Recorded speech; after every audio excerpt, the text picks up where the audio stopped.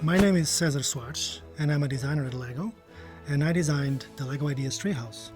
You have a base that represents a bit of landscape, and on one side you have a little stream with some vegetation and some mushrooms, and then on the other side you have a table and some benches.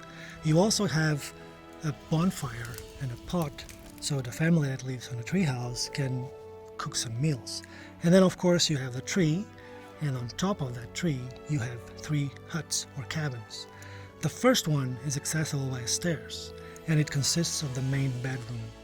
Then you have the second one, which is a bathroom, and finally you have the third one, which is a kid's room with a little balcony. Of course, tree houses have to have a swing, so you have one in this set, and you can actually place a minifigure there and it swings. The treehouse was an idea that a French fan called Kevin Cesar submitted to the LEGO Ideas website. It got the required 10,000 supporters, and it was chosen to be made as an official LEGO set. When you work on a LEGO Ideas submission, the first thing you want to do is try to get a hold of as many pictures as you can of the model that the fan submitted. And then you try to recreate as close as possible to that model.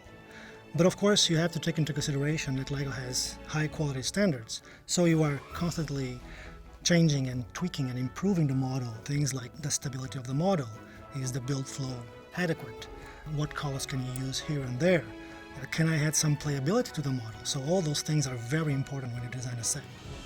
There are a couple of new interesting pieces on this set. The first one is a 2x2 bow, which has an inscription chosen by the LEGO fan that says build your dreams, and then it has KF, which is its initials.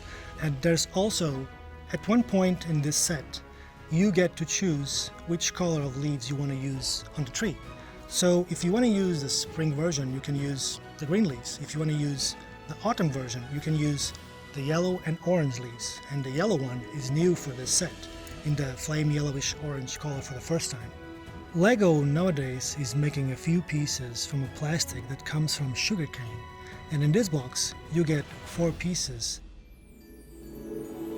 As you build the set, you can discover a few Easter eggs and hidden things. If you remove the top of the bed in the main bedroom, there's a pair of scissors underneath. And that's a reference to the fan designer profession, because he's a hairdresser. There's also a map between the bunk beds on the kids' room, and that might lead to a treasure. I don't know, it might. You have to look for yourself. There's also a micro-scale ship in a bottle, which is obviously a reference to the LEGO Ideas ship in a bottle. And there's a last one. Before I joined LEGO as a designer, I built a couple of medieval houses or cottages, and I have a micro-scale one also in the kids' room representing a little toy. I have made at least 8 or 9 different iterations of this model, different sizes, different shapes, different bases, different colors, until I was happy with the almost final result. And there were, of course, countless little tweaks and changes here and there, just to make sure that the final product would be as good as possible.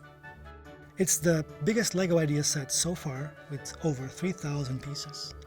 It's also the LEGO set so far with the biggest amount of leaves in one set. So you get 179 leaves in 5 different colors. It's also a very detailed model, so no matter from where you look at it, you have little things, little details all over. When I was a kid, I always wanted to have a tree house, but that sadly was not possible. So being able to build a tree house out of Lego bricks, it's kind of a callback to my childhood when anything seemed possible. So when I heard that the project was chosen to be made into an official set, I approached Sam, the creative lead of LEGO Ideas, and practically begged him to work on this set. And I was super happy when he agreed to it. Before I joined LEGO, I was a teacher. I don't have a design degree at all, but I do have a big passion for LEGO, and that's one of the most important things when applying for this job. My advice for anybody that wants to be a LEGO designer is, of course, keep building, build as much as you can. Build the sets, learn the system, get to know how the bricks connect and so on, but try to build your own things. Try to build what you're passionate about. It's never too late. Don't ever give up, because we have people from all ages. Usually when I tell somebody what I do, the first reaction is like, wait, is that a job? What is it that you do exactly? And then I explain to them that I play with Lego bricks every day, all day.